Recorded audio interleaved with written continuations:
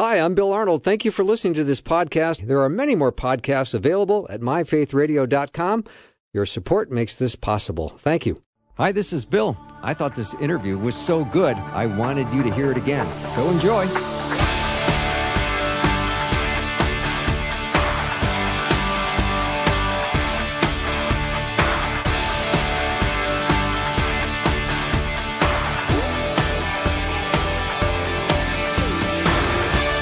And a warm welcome to the afternoon show. I'm Bill Arnold. I'm so glad that I get a chance to speak to Heather Holleman again today. She's got another new book. I think this makes number 8. I've kind of lost track, but she'll remind me. She is a associate teaching professor at Penn State, and her students call her a walking exclamation point. That's all you need to know about Heather. Heather, welcome. Hello, I'm so glad to be back. This is going to be so fun. It always is.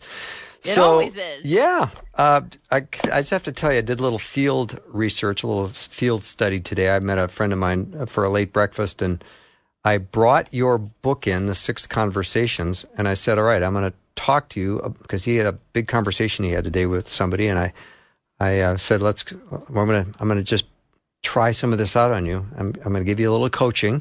And I went through parts of your book, and he was like, oh, that's so good. That's so good. And then he texted me about an hour later, tell me the name of that book again. So I think we'll sell at least one book today. That makes me so happy. Yeah. One book more than sold yesterday. So that's great. Yeah, because it's such good stuff. The book is The 6 Conversations, Pathways to Connecting in an Age of Isolation and Incivility. And you also have This Seat Saved, which I find fascinating. I don't know, which one are we talking about today? I would love to talk about This Seat Saved. Yeah, so just remind us about your book, This Seat Saved. You teach creative writing, so this is fiction, correct? Well, I teach essay writing and argumentative writing. Yes. So this is actually a huge departure for me, but a dream come true. I've always wanted to write fiction, but Bill, I am a terrible fiction writer. I had to learn how to tell a good story. Okay. So this book comes out of many years of studying how to tell a good story so kids will actually turn the page. I had to learn about tension and how to build a good setting and characterization. So it only took, 40 years for my dream to come true to be a novelist. So, so it is a fiction book. So it's a story of a little girl who enters middle school, and her 2 best friends have grown up faster than she has. They're popular. They're beautiful. They have more money than she has. They're athletic, all the things. And she just is a late bloomer. And so when that first day of school, she walked into the lunchroom and she realizes she's not invited to sit at the popular table. And the book is about her journey to discover she's already seated at the best table with Jesus, and how that healed her heart and set her on a path of just maturity and growth and really embracing who she is. Mm-hmm. Does she encounter some bullying and all that sort of stuff? Yes, all the things that I went through as a 7th grader and my daughters have gone through. And really, as I spoke on my nonfiction book, Seated with Christ, I realized this felt like a quintessential, universal experience that most everyone in the world has a moment when they're not invited to sit at a table that they really hoped they wanted that invitation. So it includes that. And then the moment of realizing that you might actually have an enemy, someone who bullies you. A lot of younger readers that are boys have read this book and resonate with that feeling of having a bully. So we deal with that and how she deals with that situation, which is great conversation. There's discussion questions where you can talk with your young reader. Did she handle this well? What did you think about this bully? And you also get insight into why the bully became a bully. So lots of great conversations with your young reader about this book. Mm-hmm. I want to hear a little bit, Heather, about your personal experience back in middle school that gave you some of these ideas. Where did all this material come from? You go so deep, Bill. I love that you go right to my pain. I can't help it.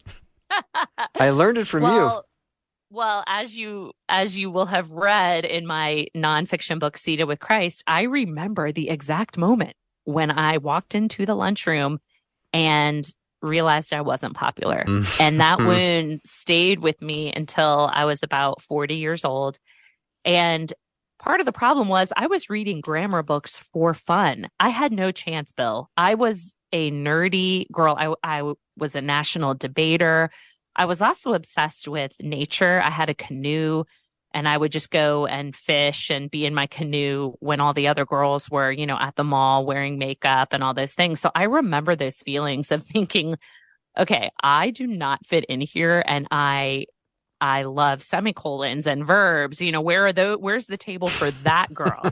So it was really painful. But what happened was, it was a summer day in late July 8 years ago, and I was reading Ephesians 2, carrying that wound of just, okay, I didn't have a seat with those girls. Where's my seat going to be? So really all my life, I was fighting for a seat at whatever table I thought would, bring me, purpose in life. And Ephesians 2 says right there, God raised us up with Christ and seated us with him in the heavenly realms in Christ Jesus. And the end of that chapter says that we're his masterpiece, and he has prepared good works for us in advance to do. And I just remember thinking, wait a second, I've been fighting for a seat at the table, and God's word is telling me I'm already seated at the greatest table with the greatest king. So it really healed my heart. And I thought, okay, how have I been fighting for a seat at the table since the time I was 12 years old until now? So God's word is powerful. He sent forth his word and healed me, as the Psalms say. So yeah, I was an awkward kid. And I don't know about you, but don't you think the kids that were really awkward, quirky, they tend to be doing really interesting things as adults? No, I love so I true. love seeing their journey. Like the ones that we thought were never going to make it are actually thriving. They're the ones that have the best of everything. So I like to encourage young people with that. Like the things that make you feel like you don't fit in are the things that are going to be you're going to be wildly successful as an adult because of those traits. So Heather, when you were at that age and you realized that you weren't at the cool table, did you think that the ship had sailed and that this was going to be what life was going to be like for you? Yes, absolutely. Yeah, when you're 12 years old, yeah, that moment of rejection, it's a wound that then becomes a scar that like my character says, it's like a scar, but on the inside. And she just could not recover from that first moment when you realize, okay, I'm not good enough. And it's really when shame enters into your heart. My PhD is on the emotion of shame. I studied shame for 5 years at University of Michigan, and I'm fascinated by the impact of these kind of negative emotions and how you recover from them. So am I allowed to throw it back to you? Did you have a middle school? I use the word trauma because even if it seems insignificant, not having a seat at the lunchroom counts as a traumatic experience in the life of a young person. No, I didn't have an experience that was negative, or I didn't sit there and go, I'm not at the table that I want to be at, because I feel like I was at the table I wanted to be at. But I do look back with some real sadness over a specific girl who didn't get a seat at a table that she wanted to get at. And we thought it was okay to tease her and to bully her. And, we were fairly innocent kids in Catholic grade school. I mean, we were nice kids, right? But we weren't, well, right? Because we were teasing her, and we thought it was funny. And maybe no adult stepped in and said, "I see what you're doing. You think it's funny. It's not." That would have been nice. That would have been helpful. That would have been nice. Well, it's interesting. The book has been out for a while, and a lot of different readers have read it. And some young people have actually contacted me to say, Mrs. Holleman, I'm not Alita. That's my main character. They say, I wasn't her, but I was the popular girl. And the guilt they carry because they say things like, I didn't realize, or maybe they did realize that they were excluding people. But like you said, you're just kids. You don't know what you're doing. So that is a complexity in the novel because you realize the perspective of this popular girl. Her name is Margot. She's beautiful. Everyone wants to be with her. And she really doesn't understand the impact she's having on people. And a lot of girls that have that quality, that charisma, they call it, the alpha female, they don't choose it and they don't often know the impact they have on people. So you get that sense of, okay, is this character mean, or is this just she's living her life? So I love that. In a little girl down the street, I said, do you think Margot intends to be mean? And man, Bill, she mulled that over for a long time. She's like, I don't know. I have to think about this. So it really does make you think when you're a young person reading this, you're going to have a lot to think about. Mm-hmm. When we started this discussion, Heather, I didn't think I would think of my grade school classmate named Lynn, but she did get teased nonstop. And all of us were guilty for teasing her. And sadly, when she was 20 years old, she put a gun in her mouth and pulled the trigger. Yeah. I mean, so that's hard. That's a hard horrible story to have. Yeah, it's horrible. Yeah. No, I don't know all that transpired with her through high school and whatnot, but I certainly feel that we contributed in part to her unhappiness.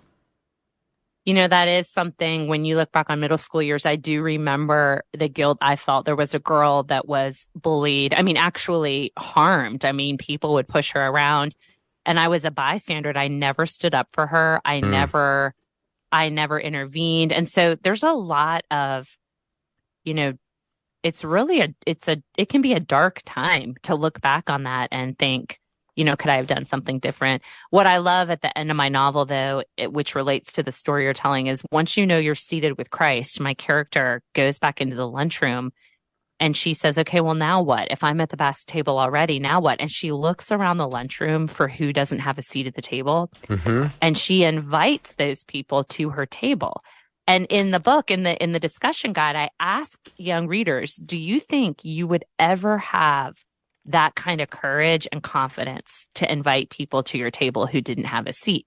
Because I want to put it in their mind that they could actually be that leader. I mean, how different could it have gone for you and I both if you would have, stood up for your bullied friend and I would have stood up for the girl who was being pushed around. So yeah, these are hard conversations, but important ones to have. The mental health issues are so just, this population is suffering with anxiety, depression, and the number one protective factor is belonging and good relationships. So, couple that with the book I wrote on having better conversations, and you're really going to help your children thrive if you start talking about these things now. Mm-hmm. Heather, I love occasionally doing short surveys. So I'm only asking for 5 people to respond, but I would love for you to type that I was at the table or not at the table.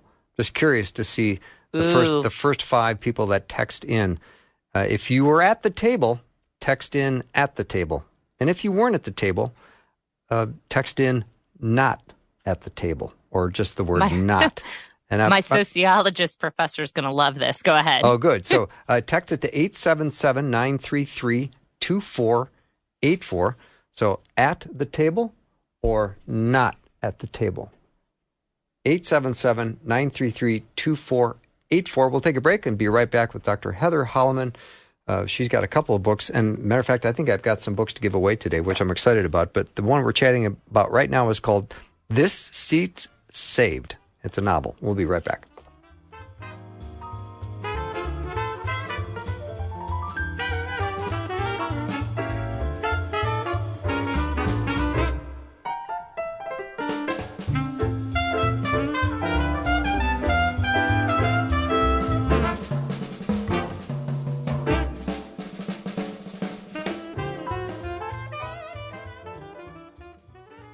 Hi, this is Bill. I thought this interview was so good, I wanted you to hear it again. So enjoy. So glad to be back with Heather Holleman. Her new book is a novel. It's called This Seat's Saved. All right, Heather, you want some of the results of the survey? Yes. Here we go. Not at the table. Not even in the room.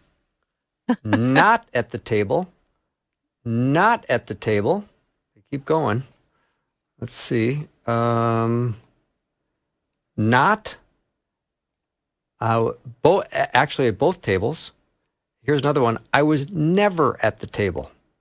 Wow. And then one was blessed enough to be at both tables. I never really picked one, but would alternate. And the last one that just came in was not at the table. So clearly the majority of people who have texted in said, I wasn't at the table. Nobody saved a seat for me. I was not at the cool table. Well, exactly. That's what at least my experience and the experience of my daughters. And, I feel like everyone has their tale of rejection. So I really hope my book helps heal that wound and draws people into a relationship with Jesus where they realize my favorite family motto, every rejection is God's protection. Ooh, you've said that before on the show. I know. And I love that. I stand by it. I love every rejection is God's protection. Yeah. Do say more about that, because I think that's so important. Well, and I don't want to stereotype anything here, but what I have found is the tables that I didn't have an invitation, a lot of those children ended up not being nice people, and they became, worse and worse in high school. And I thought, well, maybe the Lord saved me from some things, because even as a 13-year-old, those people were drinking, marijuana, a lot of, even having sex. And I thought, well, okay, is this who I'm going to be? And I can see now that had I been at that table, I would have gone in that direction. And so with my girls, I was able to say, I think the Lord protects you from certain people. And it's so painful if you're not invited to this party, but maybe he's protecting you from something that you can't see. So I love that. And it's deeply theological, because you have to believe in God's sovereignty and his providential care for you. Because if God is in control of your life and he's good, then every rejection is his protection. And even if it wasn't like he was protecting you necessarily from something, at the moment you experience that rejection, because he's so good, he's already working it for your good. But a 13-year-old, 12-year-old would say, how good is God's providential protection when I'm not popular?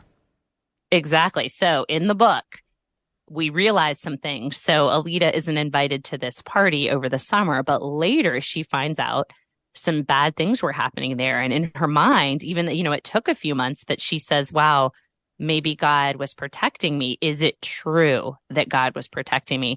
And of course, my favorite moment in the novel is when she actually does get an invitation to the popular table, and she's sitting there with all these popular girls, and she hates it. It's not what she thought it would be. Mm-hmm. And she'd rather be at the table with the kids talking about, tree sicknesses of Pennsylvania, because she loves the Pennsylvania forest and she loves talking about nature. And I think that is true. A lot of people finally get the invitation that they've been waiting for, and they get there and they think, this isn't who I am. I thought I wanted this the whole time. God had another table for me that was made and perfect just for me, where he had good works prepared for me to do right here. But these are deeply theological concepts, but I don't think even 8-year-olds who are reading the book love that idea of, what's happening to me is God's perfect plan, and he's going to work something for good, even if it's painful right now. Mm-hmm. Do we learn anything about the fear of missing out in this book? Well, yes, because that's the entire premise of not having a seat at the table. You think I'm missing out. I mean, there's nothing good for me here. And part of the problem is you're imagining that everyone else is living this extraordinary life, and that somehow you're missing out on the good things that God has for you. And so there's a wise mentor in the book who tells Alita my favorite quote that's in my nonfiction book, Seated with Christ. And it comes from the Hayden Planetarium, where the museum guide has to tell the children to stop fighting for a seat in the front row, because they're in an arena where there are no best seats. So the guide has to say, children, all seats provide equal viewing of the universe. No matter where you sit, you won't miss any part of the show. And the mentor explains to Alita that no matter where God puts you in your life, you have equal access to his love, his provision, his peace and joy, and he has special blessings exactly where you are. And the argument goes, I mean, how can I say that? Well, Paul was writing this from a Roman prison, that he was seated with Christ. So surely he understood, okay, I'm in a terrible seat, but yet I'm able to fix my mind on Jesus and know the secret of being content in every situation. And so I love sharing that with young people. And when I'm talking to older audiences, I remind them of Johnny Erickson Tata when she was in her diving accident and in a wheelchair for the rest of her life. I heard her say from a stage, I'd rather be seated in this wheelchair knowing Jesus than be given a chance to walk without him. And I love telling women that no matter how terrible your seat is, if Jesus is there, it's actually the best seat. You'd rather have that than your best day without Jesus. I love what Johnny says too about the day she goes home to be with the Lord, she says, I hope I can arrive there in my wheelchair so I can then turn it around and send it right back to hell. Yeah, exactly. Exactly. Yeah. Dr. Heather Holleman is my guest. We're talking about her book, This Seat's Saved. It's a novel. And she's also got another book, which I love, which we've talked about before, called The 6 Conversations, Pathways to Connecting in an Age of Isolation and Incivility. Now, here's the deal. I've got 5 copies of her book, The 6 Conversations, to give away. And I have 2 copies of her book, This Seat's Saved. So I've got 7 books from Heather that you can enter to win one of them today. Probably can't specifically win one or the other, but if you do win one or the other, you're going to be really happy with either one. So all you have to do to get in on the drawing is text the word book to 877-933-2484. Again, 877-933-2484. And Dr. Heather Holleman, when you wrote the book, The 6 Conversations, I think we first talked about this a couple of years ago. Is this a couple of years old now? Yes. Yeah. At least. Yeah. And maybe 1 year. Yeah. 2020. Yeah. I can't remember. Yeah. Not only is this a great book, but it's a great reference book. Just like today, I've had this book around for a long time, and I picked it up today because I knew my friend had a hard conversation, and I took it to breakfast, and I shared some things from your book, and he almost never pays this close of attention to me when I'm talking to him, but today he was really, really dialed in. Wow, that's good to hear. Yeah. No, it is a great reference book, and I love the book because it's highly academic in terms of research, but it reads as if it's just this easy book, like a 6th grader could read it. Yeah, no, it's really, really laid out well. We're going to take a little break. When we come back, lots more with Dr. Heather Holleman. If you have a question or a comment about anything that she has shared so far about her book, This Seat Saved, we're going to chat a little bit when we come back about the 6 conversations because it's so awesome. But we will take a break, and we do have 7 copies of her books to give away. So text the word book to 877-933-2484. Again, 877-933-2484.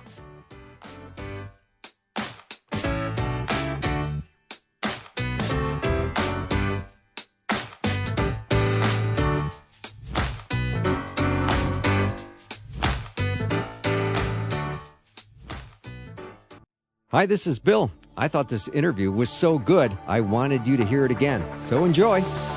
It's the afternoon show with Bill Arno. Prime time, drive time. Let's get it started. Jump in your car. Yeah. What's for dinner? Hey. It's the afternoon show with Bill Arno. I'm back with Dr. Heather Holleman. She loves helping people have better conversations, and I'm so grateful for her book, The 6 Conversations, Pathways to Connecting in an Age of Isolation and Incivility. I've got some copies to give out. If you want to get in on the drawing, text the word book to 877-933-2484. Heather, because there's more people having a harder time connecting, and we're spending a lot more time looking at little screens and not looking up even when we're in public, so it's even harder to connect. But when it comes to having and starting meaningful conversations with others, can you give us some coaching on how I can do that better? Well, first of all, I think listeners, including myself and my own family, we need to really prioritize this as a mental health, physical health, and this is a big deal for your mental health and your physical health. The research coming out of even the Surgeon General's, report last month, that loneliness is affecting your health. It's creating, all these bad outcomes. You're more likely to die early. You're increasing your risk of stroke and, heart attack. And he says it's equivalent to smoking 15 cigarettes a day, the effects of chronic loneliness. And just the levels of depression and anxiety, and even people who have dealt with trauma, they're saying that the biggest thing you can do is find warm, connected relationships because it's so good for your brain to do that. Now, of course, I love meaningful conversations because I love talking to people about Jesus. And when you're able to have a warm connection with someone, you're much more likely to be able to talk about your faith in ways that where it won't sound like a sales pitch or like a pivot in the conversation. So getting that mindset right, like this is good for you. So you actually should get off of your phone. I personally have, limited my time on social media, limited my time interacting with my phone. And I bought some Adirondack chairs to sit in my front yard just so I can sit and actually talk to neighbors, Bill. And it's working. So many people are coming by to talk. So the first thing is to tell yourself, this is really good for me. I'm going to invest in my own mental and physical health. And then secondly, to just realize how easy it is to just reframe your mindsets and the goals of what a conversation should be, what you should be doing in conversation. And then realize this is not something that's going to take a lot of time for you. It's just really simple adjustments in how you're thinking about people and what you want out of a conversation. So the 3 goals of a conversation are to encourage people, to help people with their personal goals, and to lead people to a state of marveling or wonder. And so when I sit out in the Adirondack chairs, that's what I'm doing with the neighbors. And I've had so many great connections just by thinking, okay, I'm going to encourage this person, or I'm going to ask this person about what they're working on. And if there's any way I can help them or encourage them with their projects, or we're going to marvel about nature, about hummingbirds or whatever it is that's happening outside. So that's my encouragement. Change how you're thinking about the goals of conversation. One of the things you said a couple of years ago, Heather, that I remember is you said our brains don't like the question, how are you? Our brains just don't it's like an that. existential. No, it's an existential verb, and it doesn't activate mirror neurons. I know that's really nerdy, but it's really hard for the brain to picture that question. So I would never say, Bill, how are you? How have you been doing? It's too hard for you to, you're making the brain work too hard. So if instead I said, Bill, what has surprised you most about this summer? Or what challenged you today? That's easier for you to find an answer than if I said, Bill, how was your day? So my husband will never say, Heather, how was your trip? Or how did teaching go? He'll say, what delighted you? Or what surprised you? What challenged you? Just put a vivid verb in there that people can picture. You're going to get your kids to open up to you because you're making it easy for the brain. And you say, be curious, believe the best, express concern, and share your life. Now, I think that there's oftentimes people have a hard time being curious because I'm just waiting for you to stop talking so I can start talking about myself. Yeah, exactly. And curiosity is such a gift. I mean, I was out to dinner last night and I was just waiting for this. We have this place called The Field in State College, and it's like our famous burger joint. It's where all the like football coaches and basketball coaches go. They have like a coaches night. It's just very Big Ten school kind of football play. Think of it like that. Penn Screens State everywhere. Yeah, everyone's in their Penn State gear, and everyone goes to get burgers. And it's the place where they dump a pile of fries on the table for everyone. They call them table fries. Of course, it's terrible if you're trying to lose weight and get healthy like I am. But I did go. But I remember because I am thinking about this research every time I'm with someone. So of course I realized as I was talking and we had a great conversation and I was asking great questions and we were really connecting and we were sharing our lives, but I found myself noticing in myself how good it felt when the person asked me a really meaningful question. It just feels good and nobody does it. It's so rare that someone will actually ask a really good question. Like, Bill, when was the last time someone asked you a question that you just loved and you were like, oh my gosh, this person's interested in my opinion? Did it happen today? Are people asking you good questions? Well, I do know what you mean when you get asked a question that kind of lights you up a little bit and you think, wow, this is not the normal exchange. It's like, where'd you come from? Yes. Where did you get the courage to ask that question? Or this is interesting, because we usually start with, how are you? Fine. How are you? Good. It's almost like we're not advancing the conversation very much by that, are we? No, and even today, neighbors that again are sitting in my Adirondack chair, they know it's just so wonderful if they're like, Heather, okay, tell me something new about your garden or what's happening with your plum tree. I mean, I just get so excited when people ask about the physical aspects of my garden because the categories of connection are, that's why it's called the 6 conversations. You can ask, social, emotional, physical, cognitive, volitional and spiritual questions. And so my daughter was outside with me, and this neighbor was doing a great job asking me about the physical aspects of my house. And I realized I hadn't asked her a lot about her social life lately. And because my daughter is moving into the freshman dorms at Penn State next month, I said to her, hey, tell us about what your friends were like in your freshman dorm at your college. Bill, we talked for an hour and had the best time. We were laughing. We were reminiscing. I felt so close to her. I saw her on a walk later and she was like, I love that conversation. I'm coming back for more. I was like, I'll be there. So now I gotta brew some decaf tonight and sit out there and just connect with neighbors. Yeah. So have you had any home improvement projects you've been working on? Well, here's the thing. This is actually, you know how I love to talk about the cognitive? It's my favorite category. So I'm going to switch that to a cognitive question. Yeah. How you think about things, how you make sense of things, that kind of thing. Yes. Okay. So when you ask, do I have any home improvement projects? What I would love is if you had asked, are you struggling as you think about home improvement projects? Here's why.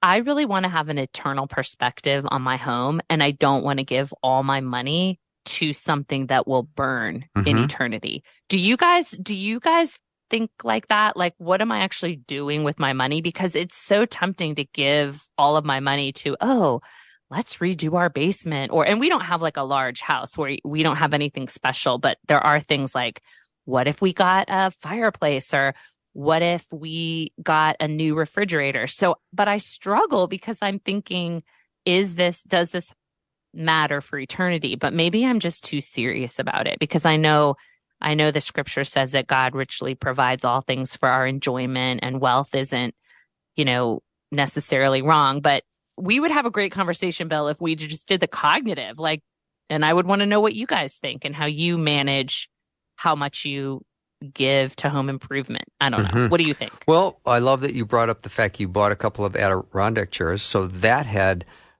relational purpose in mind, because you were going to position yourself in a place where you could be relational.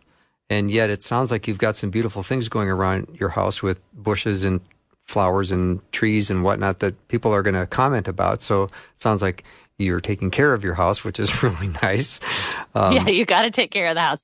But I mean, do I really need to spend a fortune on, I don't know. Yeah, so that's what I'm thinking about. So if I were to be honest, our next project, I think, is to repaint my upstairs. I have an upstairs office that my husband's really jealous of. It's so beautiful. It's where I write all my books, but I wish he had an office that was as nice as my office. So he's got a basement office, and I kind of want to invite him to move up to my office. I don't know. So that's probably my next project. What about you? Well, I've been going through some improvement projects at my house myself, and realizing that once you start, you go, what did I get myself into? Exactly. And, here's another big check I'm writing. So that kind of thing, it kind of wears you out a little bit. But, I love the fact that you're raising the question, does this have eternal significance? Is this going to be something that's going to be a conduit to doing more ministry, creating an environment where more people can come in and feel at home in my home? And I think that those are good questions to ask. Right. But people do love to talk about home improvement. You cannot go wrong talking to neighbors about, are they working on any projects? So I tried it the other day with a couple walking by with their children, and I don't have a warm connection with these neighbors. They live at the way end of the street. I've been trying to connect, and I just threw it out there as the first question. I said, hey, your yard is looking so nice. Are you guys doing any improvements on the inside of your house? They stood there and talked and talked and talked. And then my husband came out and they wanted to talk. And before you know it, it's like, let's have dinner together. It's just so easy to do these conversations where you just start in any category and ask a really a question rooted in curiosity. And the key is to believe the best, because a lot of people are coming from places of suspicion and judgment. and anger. Just get out of judgment. Don't be suspicious. Believe that you can learn something from the person in front of you. And I need to do that. I've got people at work that I'm not believing the best about, and I'm trying to apply Romans 12 every day to bless those who persecute you, value others above yourself, outdo one another, and showing honor. These are things I'm currently working on as well. Yeah, I love that. So some of the categories that you talk about in your book, you talk about something physical, which is pretty easy for people to do. Talk about social. You had mentioned about when you were on before about going to a Penn State football game. And, the question might be, who are they playing? Or the question might be, who are you going with? Exactly. That would be more yes. That'd be more the important question. Well, and then endless permutations, endless combinations of questions after that. Yeah. Or it can be emotional. How are you feeling? What emotions did this bring up? Whatever experience. And then the cognitive, which we were just chatting about. How do you process what you're thinking? How do you make sense of this? And then volitional, which would be, what's your new goal? What choices do you have in front of you? What did you do in a certain situation? What choices did you make? What do you have to do today? What choices are you making? What are you prioritizing? And then the last one would be spiritual, which might be one of the harder ones to bring up. But if you start to establish a friendship and a relationship, eventually that's an easy one to get to. Yeah. I mean, I was out in the Adirondack chairs reading an Andrew Murray book, and a neighbor came by with her dog. And she just said, hello, I love the chairs. And I went right to the spiritual. I said, look, I didn't realize how good it would feel to be out here feeling connected to God. I'm reading this Andrew Murray book. And she immediately wanted to talk about it. And she was like, well, is it like a meditation? What is it? I said, oh, it's just helping me think about God and think about connecting with him and his love for me. And we talked for a good 25 minutes and starting in the spiritual category. But people overlook the volitional category, speaking of like the game. So for example, Penn State football, that's the easiest way to start a conversation. Obviously, are you going to the game? Did you decide to go to the game is a volitional question. But if someone says, yeah, we're going to the game, I would ask another volitional question. How did you guys decide to get season tickets? Because it's a big deal. It's a big investment of money. Yeah, just stick with the volitional. Hey, tell me the story of how you guys decided to do this, or how did you decide to do that? And that's a great conversation, even about clothing. Hey, how'd you decide to get, kids love it. Young people, tell me why you decided to get the On Clouds instead of the Hoka shoes or whatever. if you're in a town with a lot of brands, kids will go on and they will love you. Yeah. We decided we're not getting the kids braces, but we are getting tickets to the Penn State game, season tickets. All right. Actually, student tickets aren't as expensive as I thought. I thought it would drown the bank, but student tickets are not as expensive. This is my first Penn State child. Sarah, my older one, goes to University of Pittsburgh, so we're all new to this side of it, having a student there. All right. Take a break and we'll come back more with Dr. Heather Holleman, her book, The 6 Conversations, and her book, This Seat's Saved. I've got copies of both. So text the word book, get in on the drawing. I can't guarantee which book you get, but if you get either one of them, you'll be thrilled. All right, 877-933-2484. Be right back.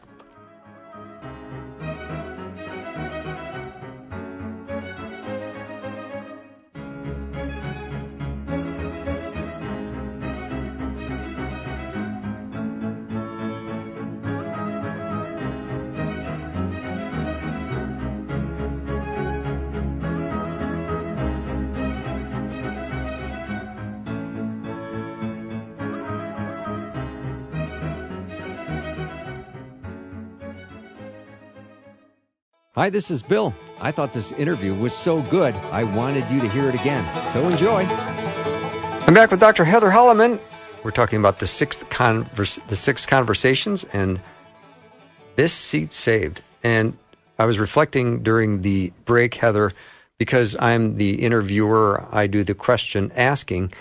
And it's interesting when you turn around and ask me something.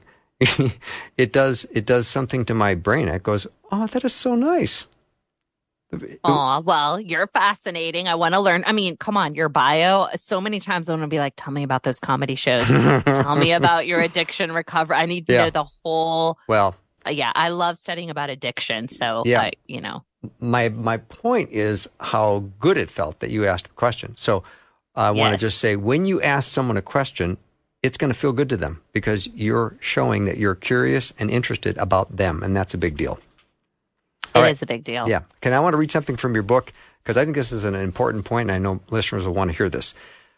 You said, perhaps the most troubling about current controversial climate on social media involves what Forbes magazine recently exposed as our addiction to drama. Public health and behavioral science writer Nicole Roberts said that drama uses the same mechanisms in the brain as opiates, and people can easily become addicted to drama. Like any addiction, you build up a tolerance that continuously requires more to get the same neurochemical effect. In the case of drama, this means you need more and more crisis to get the same thrill. Seems like there's no shortage of that going on right now. No, and it does become part of people's identity. Like a lot of times I'll talk to students and I say, in terms of persuasion and in terms of like building a warm connection, I say, no one really cares if you're outraged or offended. Like that's not a persuasive argument. Like you being offended and angry often doesn't persuade people, but it just puts them in a reactive brain state. But they feel like their primary identity is to be offended because it feels so good to, like, you feel like an advocate or an ally, like I'm offended, everything's terrible. But what I'm teaching my students is the best way to change someone's mind is to actually form a warm connection with them, believe the best, figure out why they believe what they believe. When it's your turn to share your story and your opinion, you're much more likely to share their, to change their mind about something. That's what the research shows. And it's really important to move people from these reactive brain states to what neuroscientists would call responsive brain states. So move away from drama. Although I will say I do support public protest. Obviously, that is important. There's a space for that. But in your interpersonal connections with people, you do not need to have drama be your whole identity.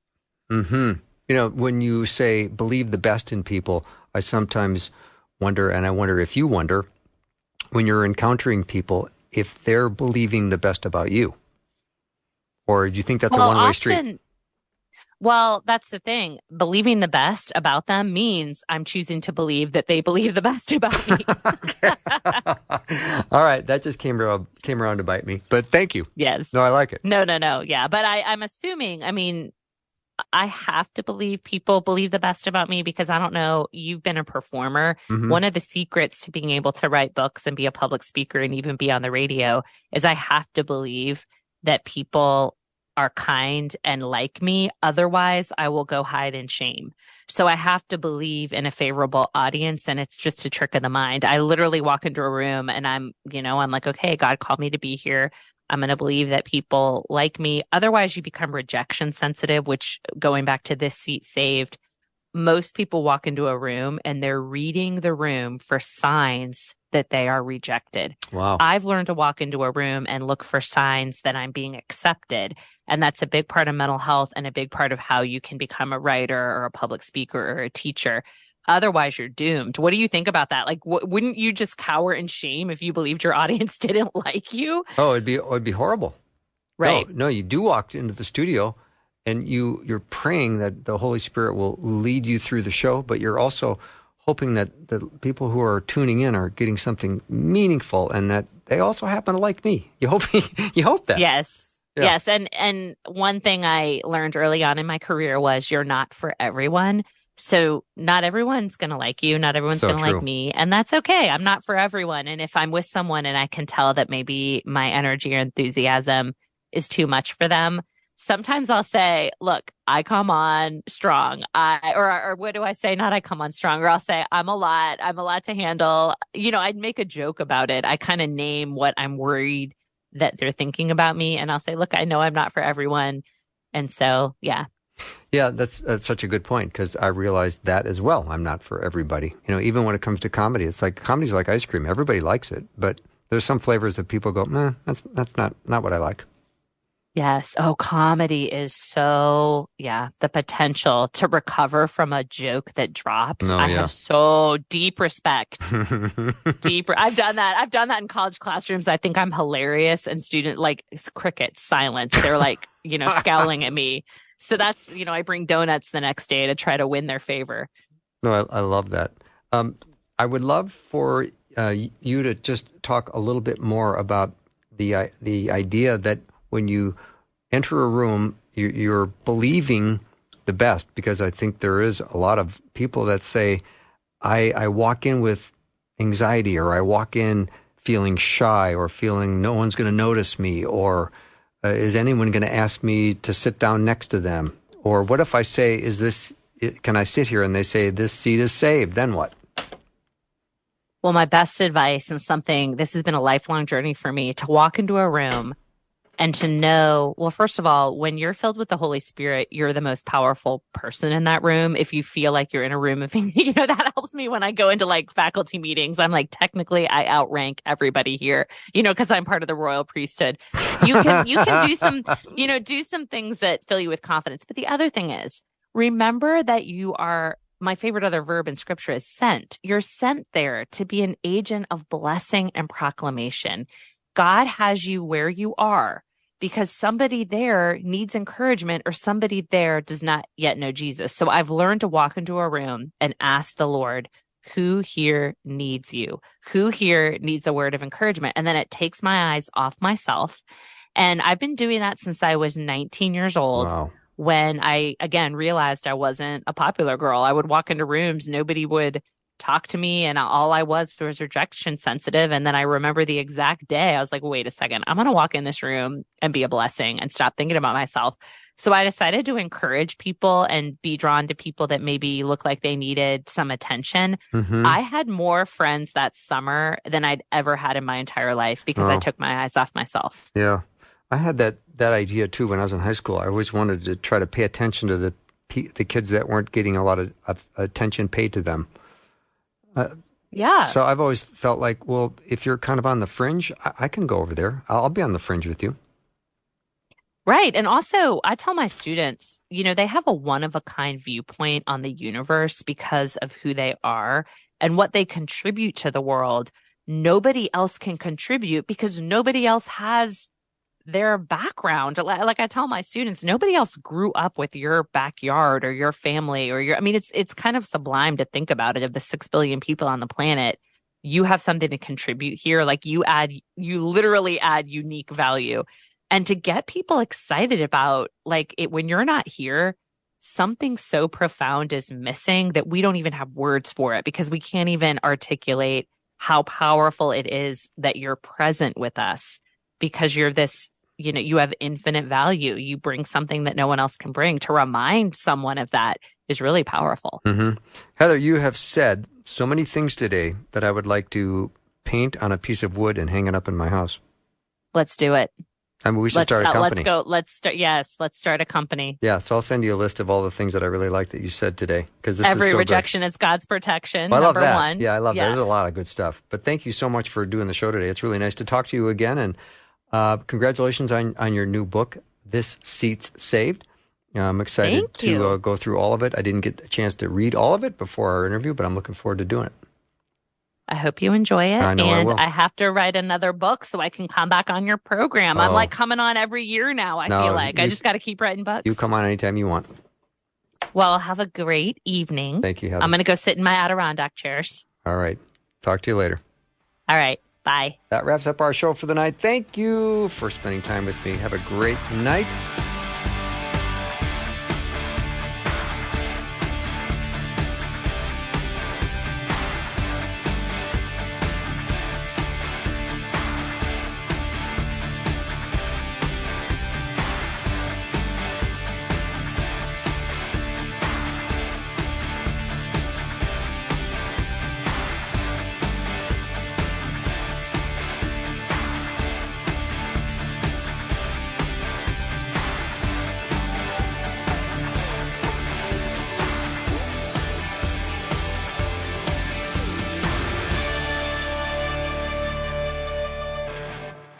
Thanks for listening. Programming like this is made available through your support.